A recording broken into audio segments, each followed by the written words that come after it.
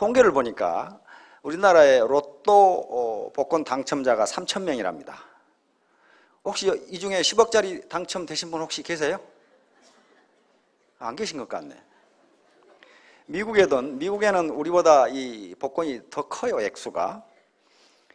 그런데 매우 심심한 학자들이 복권에 당첨된 사람들이 어떻게 사는가를 추적해 봤더니 대부분 자살, 이혼, 마약, 알코올 중독, 그 다음에 알거지, 파산, 이게 거의 대부분이에요. 그럼 갑자기 10억, 30억, 막 50억 이렇게 생겼는데 왜 그렇게 됐을까 하는 거예요. 그것은 그 정도의 큰 돈을 컨트롤할 만한, 가질 만한 아직 내공이 쌓여 있지 않은데 갑자기 큰 돈이 생기니까 허랑방탕, 흥청망청하다가 그렇게. 그러니까 돈이 갑자기 많이 생기는 게 행복해지는 것이 아니고 그 돈을 가질 만한 내공이 쌓여야 돼요. 바다에 떠 있는 빙산을 보면은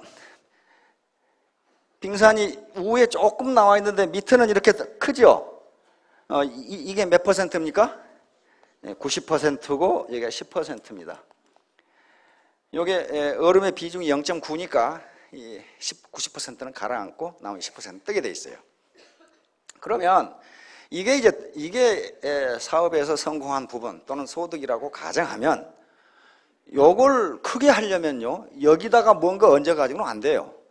요걸 크게 해주면 이게 나오게 돼 있어요.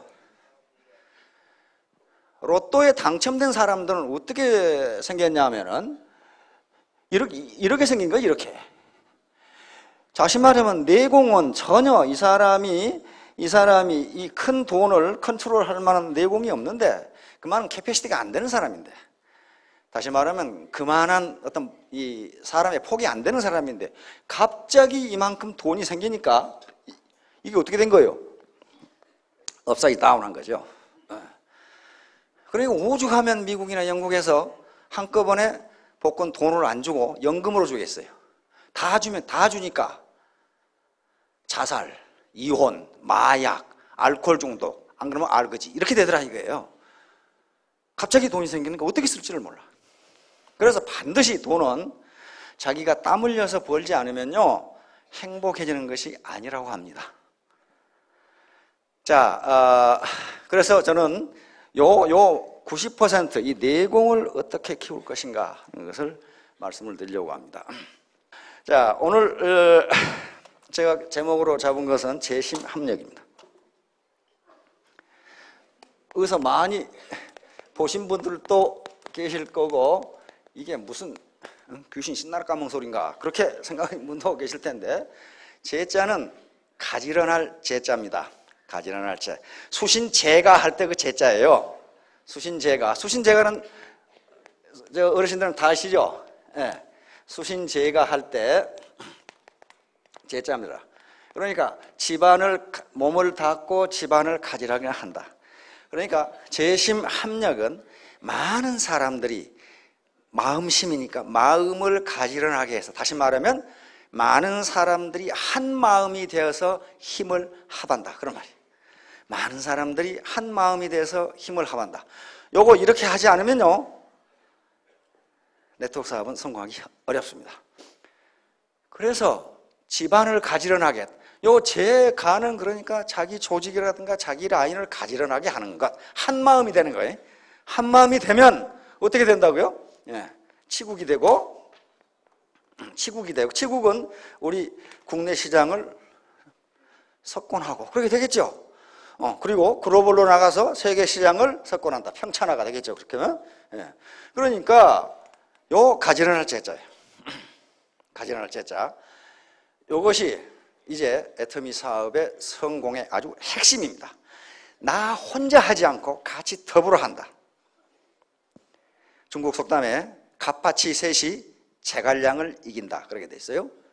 제갈량 하면 모르는 사람이 없어요. 세계 최고의 참모거든요. 장자방이라 그 당시에 총나라 유비를 섬기는 군사입니다. 그런데 못난 갑파치 셋만 모이면 제갈량도 이길 수 있다. 그런데 그게 헛소리 같은데요, 요즘 학자들은 그것을 집단지성이라고 그럽니다. 어떤 개별지성도 집단지성을 이길 수가 없다. 이렇게 돼 있어요. 세상에 공짜는 없어요. 공부하지 않고 성공한 예는 지금까지 역사상 없습니다. 그런데 그러면 당장 거부감이 들 거예요. 헤이고 우리 이웃집 놈 공부 잘해가지고 서울대학 나왔는데 완전히 건달이더라. 이렇게 난단 말이에요. 그것은 공부에 대한 개념이 잘못 잡혀 있으니까 그래요. 우리 선조들은 공부를 그렇게 생각하지 않았어요. 공부, 이 글자 써놔봐. 이게 무슨 말이에요, 이게 공부, 기술공짜 지압이 부자거든? 기술 가진 지압이가 공부인가? 이렇게 만들어놨어요, 이렇게. 그런데 학교에서 영어, 수학을 잘하고 성적이 좋고 하는 것도 공부는 공부입니다. 근데 그건 공부 중에 3분의 1밖에 안 되는 무슨 공부예요? 머리 공부예요. 머리 공부. 과거 농경시대나 산업화 시대는요, 머리 공부만 잘해도 평생 존경받으면서 잘 먹고 잘 살았습니다. 우리 고등학교 이 동기들도 의과대학, 그 다음에 사법고시에서 이 판사나 검사 되고, 그 당시에는 지금처럼 변호사 되는 게 아닙니다. 판검사가 다 돼요. 그런 사람들은요, 지금 아주 잘 살아요. 그 사람들이 잘 사는 이유는 이유는 단 하나밖에 없어요. 고등학교 때 공부를 잘했다는 이유밖에 없어요. 그게 머리 공부입니다. 그러다 보니까 너도 나도 막 학원에 보내고 뭐 하고 해가지고 머리 공부를 잘 시키려고 그래요. 근데 저것은 공부의 일부입니다. 공부라는 개념은 성리학에서는 굉장히 중요한 개념이에요. 공부를 성리학에서 뭘 공부를 하냐면 아까 수신을 공부라고 합니다. 수신. 몸을 닦는 거예요, 몸을. 수신을 공부라고 그랬어요. 수신은 우리 몸은 머리가 있고 마음이 있고 요 육체가 있어요. 이 전체가 세 가지를 몸이라고 그랬어요, 몸. 그러면 머리 공부만 열심히 하는 게 공부를 잘하는 게 아니고 이 마음 공부를 해야 된단 말이에요. 마음 공부가 이 머리 공부를 이건 이 쿨헤드, 냉철한 이성을 의미합니다. 뭐 판단력이 있어요. 뭐 알아야 면장한다고, 뭘 알아야 올바른 의사결정을 할 수가 있습니다. 일반적으로 경제학이나 경영학에서 이유는 불확실한 미래에 대하여 올바른 의사결정을 한 대가다, 그렇게 돼 있어요. 그러니까 올바른 의사결정을 하지 못하면 이윤이 나는 게 아니라 손실이 나게 돼 있습니다. 그러니까 냉철한 이성, 이것이 머리 공부입니다. 그 다음에 이제 마음 공부는 이게 warm heart예요. warm heart, 따뜻한 마음입니다. 이게 아무렇게나 사기쳐가지고 돈 벌어서 잘 살 것 같은데요, 근데 그런 놈 한 놈도 못 봤어요.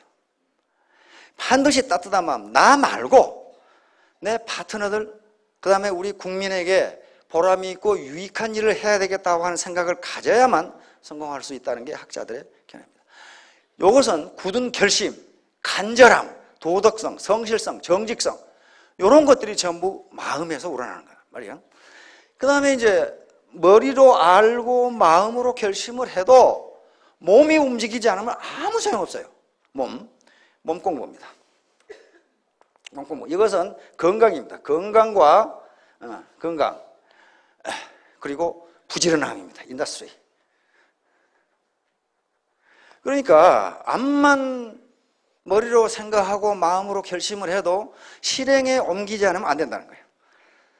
그런데 이 수신이 몸 공부의 일종인데 이게 제일 어려워요. 이게 제일 어렵기 때문에 수신 앞에 4가지 덕목이 더 있습니다. 경물, 치지, 성의, 정심이라는 게 있어요. 이것은 머리 공부, 마음 공부를 얘기하는데 그 다음에 수신이 나와요. 왜냐하면 몸을 움직이는 게 쉽지가 않아요. 내일부터는 내가 5시에 일어나서 운동을 해야지, 운동을 하면 건강이 증진된다, 머리로도 알고 마음도 먹었는데 아이고 조금만 더 자고 내일부터 하자, 하나도 안 돼요. 몸이 말을 안 들어. 몸이. 이게 습관인데요, 근면성인데, 따라서 성공을 위해서는 이 3가지가 한꺼번에 이루어지는 것, 이것을 우리 조상들은 공부라고 불렀습니다. 공부라고 불렀어요. 자, 그런데 이 공부 중에 가장 핵심이 뭐냐 하면은 요 마음 공부예요. 마음 공부. 내가 애터미 사업으로 반드시 성공하겠다. 요걸 성공자들은 간절함이라고 이야기합니다. 미국의 성공자들은 간절함. 이 간절함이 없으면, 반드시 성공하겠다는 간절함이 없으면 결코 성공 못한다. 그래서 세 가지 공부, 요게 다져지면 자동적으로 자기가 성공하기 위해서 회사에 대해서도 알아보고 제품에 대해서 알아보고 여러 가지 지식을 얻게 될 겁니다. 그리고 발로 뛰게 돼 있어요. 아무런 결심이 없는데, 성공하겠다는 간절함이 없는데 어떻게 몸으로 뛰겠어요? 그래서 요것이 일단 스타트고 나중에 이건 자동적으로 따라옵니다. 그러면 이제 여기 처음 오신 분들이 계시기 때문에 요 사업을 할 것인가 말 것인가를 결정하시는데 판단 요소가 있습니다. 이건 애터미 사업뿐만 아니고 무슨 사업을 하든지 이걸 판단해 보시고, 이건 누가 그렇다더라 그런 게 아니고 자기가 직접 정보를 수집해서 알아봐야 됩니다. 우선 회사 설립이 합법적이냐? 요즘 합법적이 아닌 회사가 활동하는 경우는 거의 없습니다. 그러나 지금 기획부동산이라든가 유사금융 피라미드 또는 유사수신행위 같은 인터넷에 또는 뉴스에 떠오르는 것 보면 전부 불법 회사들이, 합법적으로 인가받은 회사가 아닙니다. 합법적인가를 따져야 되고, 그 다음에 법적으로 설립 자체가 합법적이라도 경영, 다시 말하면 사업 전개 방법이 합법적인가를 따져봐야 됩니다. 자, 두 번째는 경영자의 도덕성과 경영 능력을 따져봐야 돼요. 도덕성만 있어가지고는 안 돼요. 이게 무슨 자선사업 하는 것도 아니고, 도덕성이면은 이웃집 할아버지가 제일 낫습니다. 그러면 그분을 CEO로 갖다 놓으면 되느냐? 그게 아니에요. 경영 능력이 없어요. 두 개를 따져보셔야 됩니다. 세 번째는 제품의 경쟁력입니다. 품질과 가격, 이거 많이 들으셨죠? 그 다음에 수익 구조, 보상 플랜, 마지막으로 비용 부담, 진입비, 유지비, 추천비, 이런 것들이 있으면요, 결국은 빚을 지게 돼 있어요. 베란다에 물건 쌓이고. 그래서 이런 것들이 있는지 없는지를 잘 따져보시고, 이게 핵심입니다. 그 다음에 이제 여러 가지 다른 요소가 있지만 그것은 부수적인 것이니까 이런 걸 따져보시고, 아, 괜찮은 회사네 라고 생각되면 과감하게 결단을 하셔야 됩니다. 우물우물 하다가는 그렇게 많은 시간이 없어요.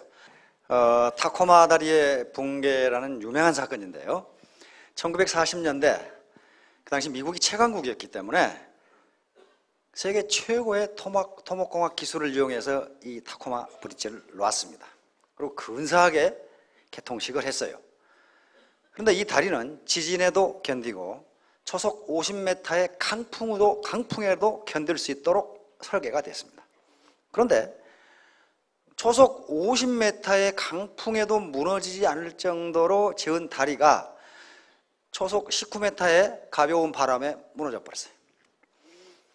그래서 그 워싱턴 주에 가면 워싱턴 주립대학이 있습니다. 굉장히 좋은 대학입니다.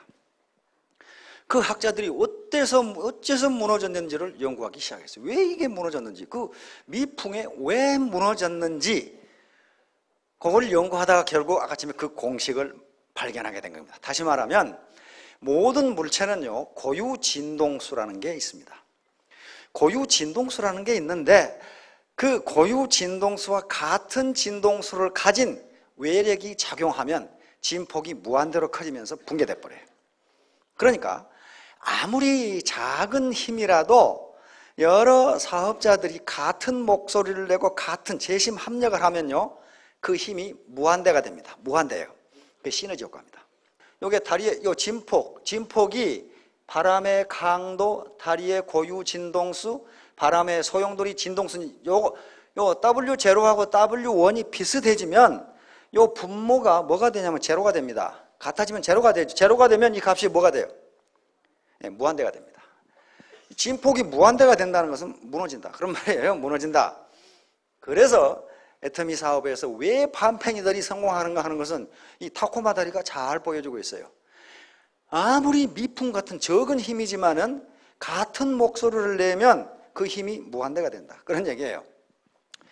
50m 강풍이 불었으면 이 다리는 무너지지가 않습니다. 왜냐하면 이 고유 진동수가 19m 바람하고 똑같거든. 그러니까 19m보다 더 약한 바람이거나 더 강한 바람이 불어도 이 다리는 끄떡없다고 말이에요. 하여간에 이와 같이 아무리 작은 힘이지만은 같은 목소리를 내면 무한한 시너지 효과를 얻을 수 있다, 그런 얘기입니다. 이건 지금 현재 다리입니다. 이 현재 다리는 여기서 바람이 불었을 때에 이 고유 진동수가 나오지 않도록 설계를 했답니다.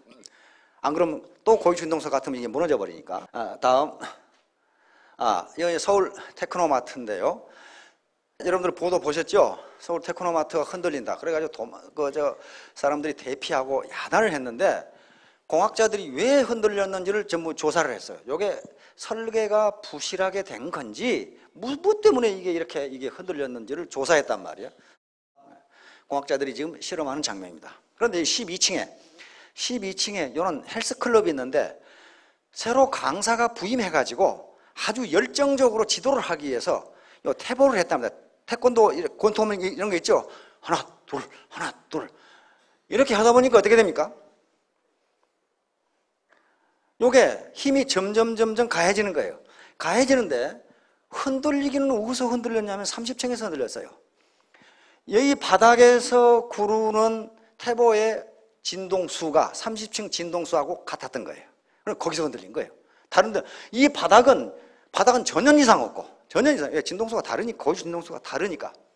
그래서 공학자들이 실험을 하면 어때요? 그냥 아무렇게나 뛸 때는 이렇게 되는데 같이 뛰어버리니까 이렇게 돼버린 거예요. 진폭이. 그러니까 이게 계속 뛰어버리면 무너지겠죠. 그래서 이 헬스클럽이 폐쇄됐다고 그러더라고. 이와 같이 재심 합력, 같은 목소리로 힘을 합하는 건요, 엄청난 힘을 가져옵니다. 자신도 모르는 파워를 가져와요. 꿀벌 있죠, 꿀벌. 꿀벌 그 통 주변에 가보면요, 꿀벌이 많이 죽어 있는 걸 가끔 봐요. 근데 그것은 말벌의 공격이랍니다. 말벌은 말벌 한 마리가 꿀벌 500마리에 해당하는 독을 가지고 있답니다. 그래서 꿀벌이 말벌하고 1대1로 대결해가지고는 승산이 없어요. 금방 죽어요, 금방. 그러니까 전부 꿀벌 통 옆에 가면 죽은 시체가 그렇게 많은 거예요. 말벌 공격을 받은 거예요. 그럼 꿀벌은 어떻게 해야 되겠어요? 1대 500으로 해야 된단 말이에요. 1대 500으로. 1대 500으로 해도 들뚱말뚱 그러죠?